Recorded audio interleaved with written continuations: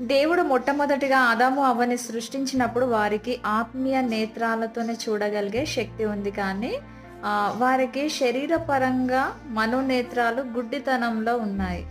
కానీ ఆత్మీయకంగా దేవుడిని వాళ్ళు చూడగలుగుతున్నారు. దేవుని కార్యాలు వాళ్ళు చేయగలుగుతున్నారు. దేవుని చిత్తాన్ని నెరవేర్చుతూ ఉన్నారు.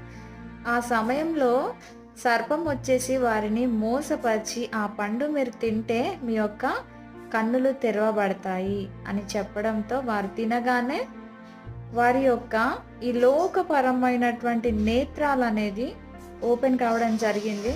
ఎప్పుడైతే ఈ నేత్రాలు ఓపెన్ అయినాయో ఆత్మీయ నేత్రాలని వారు కోల్పోయిన స్థితిలో కనబడుతున్నారు. అందుకని చెప్పేసి వారి కన్నులు తెరవబడగానే మొట్టమొదటిగా వారు గమనించింది ఏంటంటే, అయ్యో మనము దిగంబరులుగా ఉన్నామే అని చెప్పి వారు గ్రహించుకోవడం జరిగింది. అంతవరకి